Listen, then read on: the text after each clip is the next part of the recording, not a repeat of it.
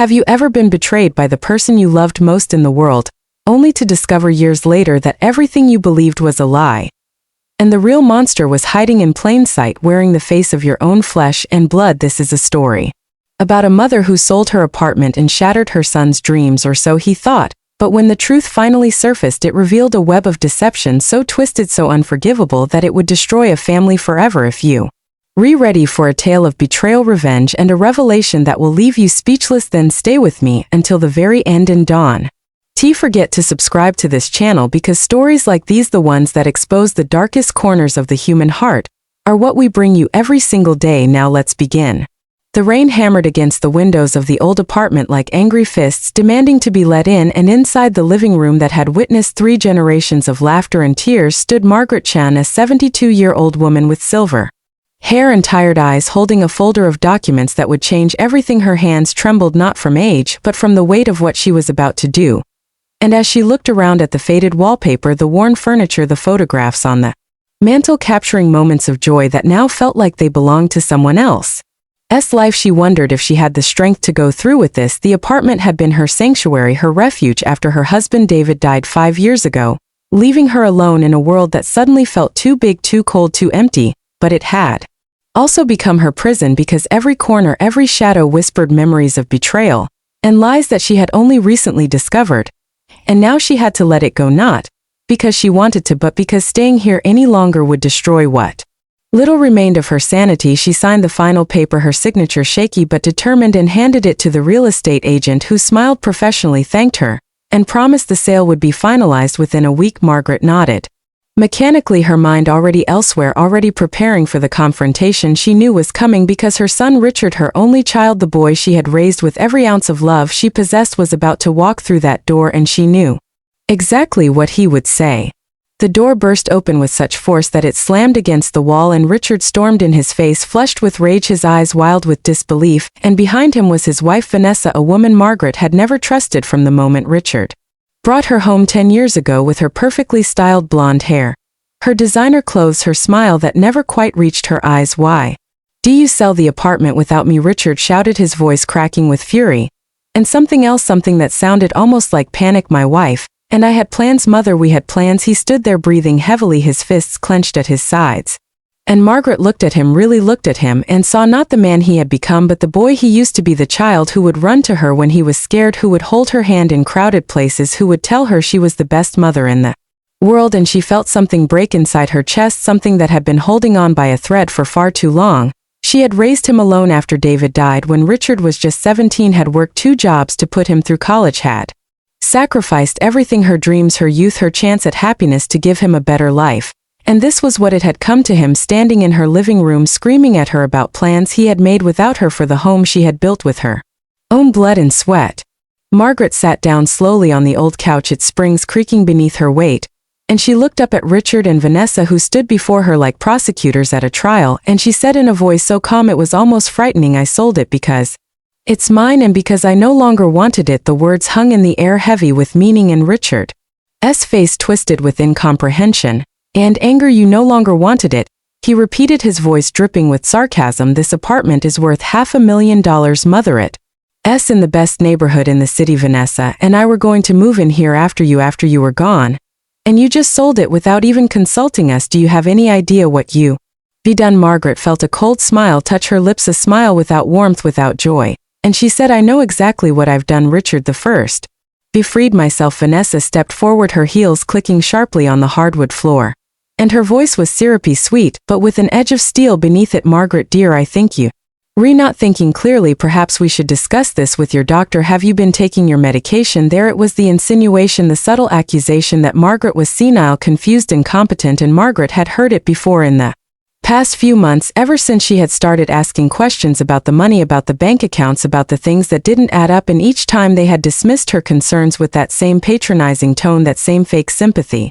Richard ran his hand through his hair, a gesture he'd inherited from his father, and for a moment he looked lost, vulnerable, and Margaret's heart ached, because she remembered the good times, the birthday parties, the family dinners, the vacations to the beach, where Richard would build sandcastles and David would chase him through the waves, and she would sit on a blanket feeling like the luckiest woman alive. But those memories were tainted now, corrupted by the truth she had uncovered. And she couldn't unsee it, couldn't unhear it, couldn't.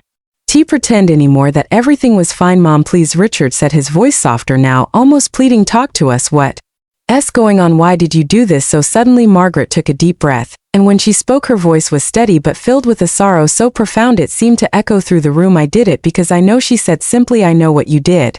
Richard, the first know what both of you did, and I'm done pretending I don't. The color drained from Richard's face and Vanessa's smile froze, becoming a grotesque mask, and in that moment of silence that stretched between them like a chasm, Margaret saw the confirmation she had been dreading, hoping against hope that she was wrong, that her suspicions were just the paranoid delusions of a lonely old woman, but their faces told her everything she needed to know. The silence that followed was suffocating, broken only by the relentless rain outside and the pounding of Margaret's heart in her chest. Richard opened his mouth, closed it, opened it again like a fish gasping for air, and finally managed to say, "What are you talking about?" But his voice lacked conviction and his eyes darted to Vanessa, seeking guidance, support, a lifeline. Margaret stood up with effort, her joints protesting, and she walked to the bookshelf where she pulled out a leather-bound photo album, but instead of opening it she reached behind the remaining books and extracted a manila envelope worn at the edges from being handled too many times. "I'm talking about the money, Richard," she said, holding the envelope like a weapon. "I am talking about the $50,000 that disappeared from my savings account 3 years ago. The money I had set aside for my retirement, for my medical expenses, the money that vanished, and when I asked you about it you told me I must have forgotten that I had spent it, but I hadn't forgotten." Richard the first never forgot. Richard's face went from pale to red, his jaw clenching. "And he said that money was borrowed, Mom. I told you I'd pay it back. I needed it for the business. You knew that." Margaret shook her head slowly. "You didn't borrow it, Richard. You took it without asking and you never paid it back, and the business you claimed you were starting, it never existed, did it? There was no business. There never was." Vanessa laughed, a harsh, brittle sound that made Margaret's skin crawl. "This is ridiculous," she said, her mask of sweetness completely abandoned, now replaced by something ugly and cruel. "You making accusations based on what exactly? Your failing memory." She stepped closer to Richard, possessively, protectively, and Margaret saw the truth of their partnership in that gesture. They were united against her, 2 against 1, and they had been for a long time. But Margaret wasn't finished. She opened the envelope and pulled out bank statements, documents, printouts of text messages that she had obtained through means she was proud of, but desperate times called for desperate measures. "I hired a private investigator," she said, watching their faces carefully. "After your father died, I started noticing things: money missing, jewelry gone, important documents moved, and you, Richard, you kept encouraging me to sign papers to give you power of attorney to let you handle my finances, and I almost did. I was so tired, so lost without David, that I almost handed everything over to you, but something stopped me, some instinct, some voice in my head that said, wait, look closer. And when I did, when I really started paying attention, I discovered that you had been stealing from me for years, Richard, not just the 50,000 but small amounts here and there, thinking I would notice, thinking I was too old, too stupid, too trusting, and you were right about one thing: I was too trusting." Richard's face was now a mask of fury and fear combined, and he lunged forward, grabbing the documents from Margaret's hands. "You had me investigated," he shouted, his voice breaking. "You had your own son investigated like some kind of criminal." Margaret stood her ground, even though her heart was racing, even though every instinct told her to back down, to smooth things over, to be the peacemaker she had always been. "Yes," she said firmly, "because you were acting like a criminal, and I needed to know the truth. And the truth, Richard, is that you stolen over $200,000 from me over the past 5 years. You and Vanessa, you've been bleeding me dry, waiting for me to die so you could take everything." Vanessa's expression was pure venom now, all pretense gone. "You can prove any of that?" she hissed. "Those are just papers, just numbers. You're a confused old woman who doesn't understand how money works." Margaret smiled that cold smile again and said, "Oh, but I can prove it. I have bank records. I have testimony from the bank manager who remembers you, Richard, coming in with me, forging my signature on withdrawal slips. I have everything, and I've already been to the police." The room seemed to explode with sound, Richard shouting denials, Vanessa screaming accusations, the rain outside growing louder, as if nature itself was responding to the chaos, and through it all Margaret stood still, centered, anchored by the righteousness of her cause. She had been betrayed by the person she loved most in the world, her own son, the child she had carried in her womb, nursed at her breast, raised with every fiber of her being, and he had repaid her by stealing from her, by plotting with his wife to take everything she had worked for, everything David had left her, and then wait for her to die so they could inherit the apartment, the last valuable thing she owned. But Margaret wasn't going to die quietly, was going to fade away and make it easy for them. She had sold the apartment not out of spite, though there was certainly an element of revenge in it, but because she needed the money to survive to pay for the medical care she would need as she aged to have something left after they had taken so much, and also because she couldn't bear to live there anymore. Couldn't bear to walk through rooms where she had once been happy, knowing that her son had walked those same floors planning her financial destruction. Richard suddenly stopped shouting and his face crumpled, and for a moment he looked like a little boy again, a scared, confused child, and he said in a whisper, "Why, Mom, why are you doing this to me?" And Margaret felt tears sting her eyes, but she blinked them back and said, "I'm not doing anything to you, Richard. You did this to yourself. You and Vanessa, you chose money over family, you chose greed over love. And now you have to face the consequences." Vanessa grabbed Richard's arm, trying to pull him toward the door. "Come on," she said. "We don't have to listen to this. She's insane. We'll contest the sale. We'll get lawyers. We'll have her declared incompetent." But Richard didn't move. He stood there staring at his mother, and Margaret saw something shift in his eyes, something break, and he said, "Did you really go to the police?" And Margaret nodded yes. She said, "I did, and they re-investigating, and depending on what they find, you could be facing charges: fraud, theft, elder abuse. Richard, you could go to prison." The words hung in the air like a death sentence, and Vanessa's face went white, and she released Richard's arm as if he had suddenly become toxic. "Wait," she said, her voice rising to a panicked pitch. "I didn't. I had nothing to do with this. This was all Richard's idea. I told him not to. I told him it was wrong." But Richard turned on her with such fury that she stepped back, her eyes wide with fear. "You told me it was my inheritance," he shouted. "You told me we deserved it. You told me she would live much longer and we should secure our future, and now you throwing me under the bus." Margaret watched this spectacle with a mixture of disgust and sadness as the two people who had conspired against her now turned on each other like rats in a sinking ship, and she thought about all the family dinners where Vanessa had smiled and complimented her cooking while secretly calculating how much the silverware was worth, all the times Richard had hugged her and told her he loved her while his hand was metaphorically in her pocket, and she wondered when it had started. When had her sweet boy who used to pick dandelions for her and tell her she was beautiful become this stranger, this thief, this person she no longer recognized?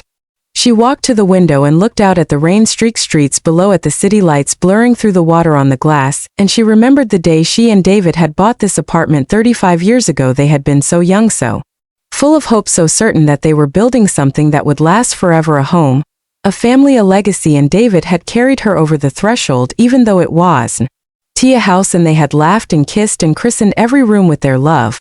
And then Richard had been born, and this apartment had been filled with the sounds of a baby crying, a child laughing, a family living, and now it was filled with accusations and anger and the death of everything they had built. "I loved your father," she said without turning around, her voice barely above a whisper. "And he loved you, Richard, so much. When you were born, he held you in his arms and cried, and he said to me, 'Margaret, we've made something perfect, something beautiful,' and I believed him. I believed that you were our miracle, our gift, and I spent every day trying to be worthy of that gift, trying to be the mother you deserved." She turned back to face them, and tears were streaming down her face, now unchecked, unstoppable. "Your father died of a heart attack, Richard, 5 years ago. And I was devastated, but I kept going because I had you. I thought I had you, but I was wrong. Wasn't you were already planning, already plotting with her." Margaret pointed at Vanessa, who stood with her arms crossed, her face hard and defensive. "Tell me, Richard, when did you stop loving me? When did I become just a bank account to you, just an obstacle standing between you and your inheritance?" Richard looked like he wanted to speak, wanted to defend himself, but no words came, and Margaret saw the guilt written all over his face, and she knew that somewhere deep inside him the boy she had raised still existed, still felt shame and remorse, but he had buried that boy beneath layers of greed and justification and selfishness. And maybe he could never dig him out again, but Margaret wasn't finished with her revelations, because there was more, something she had discovered in her investigation.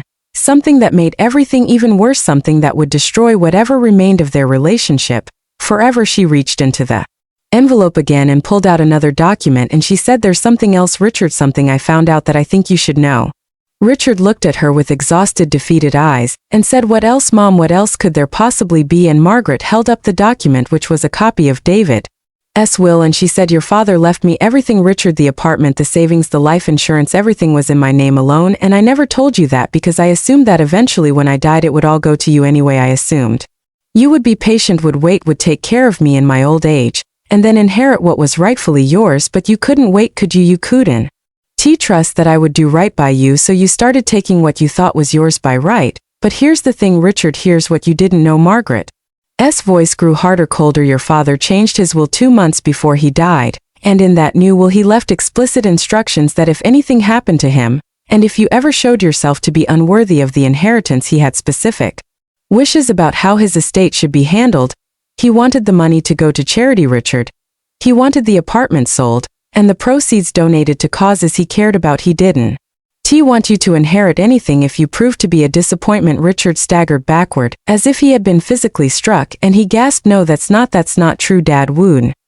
But Margaret nodded slowly. "Yes, Richard, he would, and he did because your father knew you better than you think. He knew you had a selfish streak. He saw it when you were young, the way you would hoard your toys, the way you would lie to get out of trouble, the way you would manipulate situations to your advantage, and he worried about it. He talked to me about it. He said, Margaret, we need to make sure Richard learns the value of hard work, the importance of integrity, because if we don't, he'll grow up to be someone we don't recognize." Vanessa was edging toward the door now, clearly wanting to escape this nightmare, but Margaret's words stopped her. "And you, Vanessa," Margaret said, turning her attention to the woman who had helped destroy her family, "you knew about this, didn't you? Knew Richard was stealing from me. And not only did you not stop him, you encouraged him, you pushed him, you made him believe it was justified, because after all, I was just an old woman who was going to die soon anyway, and why should we wait for what was rightfully ours?" Vanessa's face was a mask of hatred now, and she spat out, "You think you're so righteous, so pure, but you just a bitter old woman clinging to your money and your property. You could have helped us, you could have given us what we needed to build our lives, but instead you hoarded it all like some kind of miser." Margaret laughed, a bitter hollow sound, and said, "I hoarded it, Vanessa. I worked 2 jobs after David died to put Richard through college. I paid for your wedding. I gave you money for your down payment on your first house. I babysat." "No, wait," Margaret paused. "You never had children, did you? You said you wanted to wait until you were financially secure, but really you were just waiting for me to die, so you could have my money without the burden of children getting in the way." The truth of Margaret's words hit like a sledgehammer, and Richard suddenly looked at his wife with new eyes, as if seeing her clearly for the first time, and Vanessa, realizing she was losing him completely, made one last desperate play. She grabbed Richard's arm and said, "Baby, please don't listen to her. She's trying to drive a wedge between us. We love each other. Remember, we're a team. It's us against the world." But Richard pulled away from her roughly and said, "Did you know?" he asked, his voice trembling. "Did you know about my father's will? Did you know what he thought of me?" Vanessa hesitated just a fraction of a second too long, and Richard saw it, and something inside him shattered completely. He stumbled to the couch and sat down heavily, his head in his hands, and Margaret watched him with a complex swirl of emotions. Pity, anger, love, betrayal, all tangled together like a knot that could never be undone. And she thought about the Buddhist concept of karma, that what we put out into the world comes back to us, and Richard was now facing the consequences of his actions.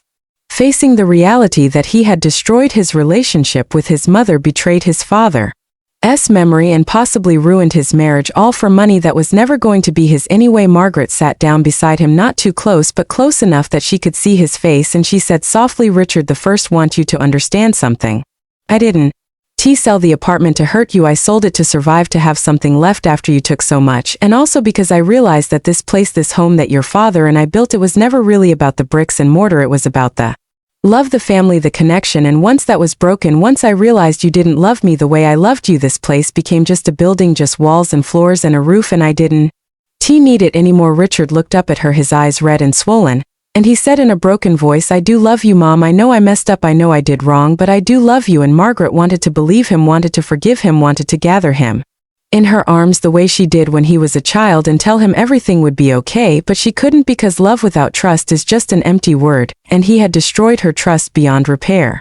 She reached out and touched his hand briefly, a ghost of the affection they once shared, and said, "I know you think you love me, Richard, but love isn't just a feeling, it's actions, it's choices, it's sacrifice, and you chose money over me, you chose lies over truth, you chose Vanessa's greed over your mother's well-being, and those choices have consequences, and the consequence is that I can no longer have you in my life, not the way things were. I can't trust you, I can't rely on you, and I certainly can leave you in charge of my finances or my future." Richard began to cry, then deep shuddering sobs that shook his whole body, and Margaret felt her own tears falling, because this was her son, her baby, the child she had nursed through fevers and nightmares and heartbreaks, and now she was cutting him out of her life, not completely but enough that things would never be the same. And it hurt more than she could have imagined, more than the betrayal itself, because a mother's love doesn't die easily, doesn't fade. Just because her child disappoints her, it endures and aches and mourns for what could have been. Vanessa was at the door now, her hand on the knob, and she turned back and said with venom in her voice, "You LL regret this Margaret, you're alone now, you have no one, and when you're dying in some nursing home with no family to visit you, you'll wish you had been more forgiving, more understanding. And Margaret looked at her and said, perhaps, but at least I'll die with my dignity intact, with my self-respect, which is more than I'll ever have. And Vanessa slammed the door so hard that a picture fell off the wall, the glass shattering on the floor, and Margaret thought how appropriate that the last thing Vanessa did in this apartment was destroy something beautiful. Richard eventually stood up, wiping his face with his sleeve, and he looked at his mother with such pain, such regret, that Margaret almost wavered, almost took it all back, but she held firm and she said, Richard, I'm not pressing charges. I've decided that after a lot of thought, I don't want to see you go to prison. I don't want to be responsible for destroying your life completely, but the police have been notified and their essay record, and if you ever try anything like this again, if you ever approach me for money, or try to manipulate me in any way, I will pursue legal action. Do you understand? Richard nodded mutely, and Margaret continued, I've set up a trust fund with what remains of my money after the sale of the apartment, enough to take care of me for the rest of my life with a little left over. And when I die, that money will go to charity, to the causes your father cared about. You will inherit nothing, Richard, nothing except the knowledge that you had a mother who loved you and you threw it away. She stood up with effort, her body feeling every one of her 72 years, and she walked to the door and opened it, a clear invitation for him to leave. Richard moved slowly like a man in a dream, and when he reached the doorway he turned back one last time and said, I'm sorry, Mom, I'm so sorry. And Margaret said, I know, Richard, the first no you are, but sorry doesn't undo what's done. Sorry doesn't restore trust. Sorry is just a word, and words without actions are meaningless. Go now, go and figure out who you want to be, because the man you are right now, the man who stole from his mother and plotted with his wife to take everything I had, that man is not my son. My son died a long time ago and I'm still mourning him.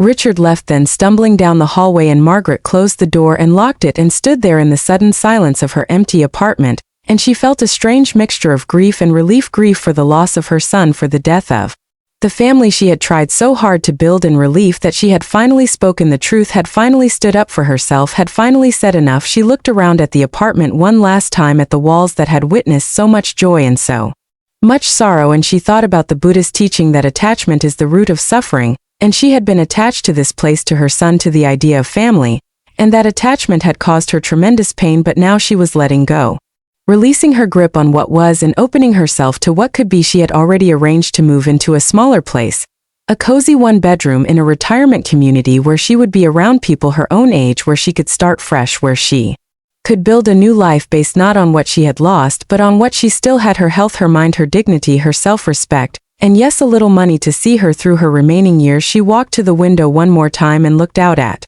the city, and she saw that the rain had stopped and a break in the clouds revealed a patch of clear sky and a few stars beginning to appear. And Margaret thought about David and how he used to say that when we die we become stars watching over the people we love, and she wondered if he was up there now watching her, if he was proud of her for finally standing up to Richard, or disappointed that their family had fallen apart.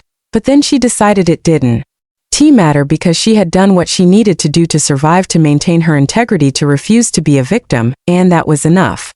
3 months later, Margaret was sitting in her new apartment sipping tea and reading a book when there was a knock on her door. She opened it cautiously and found Richard standing there, but he looked different, thinner, older, humbler, and he was tea with Vanessa, and he said without preamble, I left her, Mom, I left Vanessa. I realized you were right about everything. She was poisoning me, turning me into someone I didn't recognize, and I can't live like that anymore. Margaret didn't invite him in, but she stepped out into the hallway, and she said, I'm glad, Richard, I'm glad you're making changes, but that doesn't mean we can go back to the way things were. That doesn't mean I can trust you again. Trust has to be earned, and it takes time. Richard nodded. I know, he said, I know, and I'm not asking for forgiveness. I'm not asking to be let back into your life, not the way it was. I just wanted you to know that I am trying to be better, that I'm seeing a therapist, that I'm working on understanding why I did what I did, and that I'm sorry, truly deeply sorry, not just sorry I got caught, but sorry for the pain I caused you, sorry for betraying Dad's memory, sorry for throwing away the most important relationship in my life for money that wasn't even worth it. Margaret looked at him for a long moment,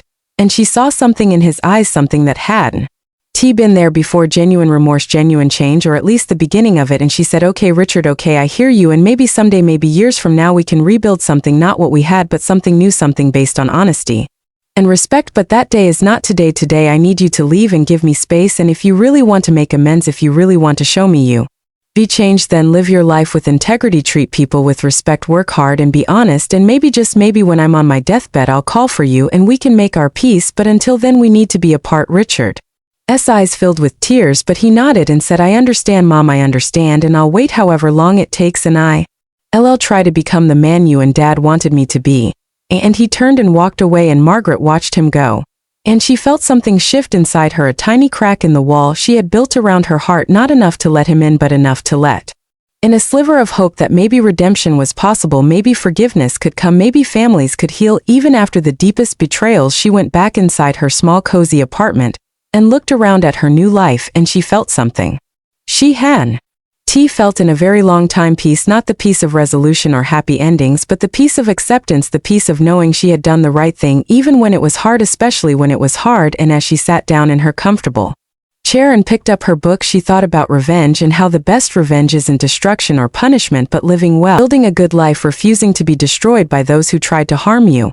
And she smiled, a real smile this time, warm and genuine, and thought, yes, this is enough, this life, this peace, this dignity, this is more than enough. And somewhere in the night sky she imagined David looking down and nodding in approval, and whispering, well done, Margaret, well done.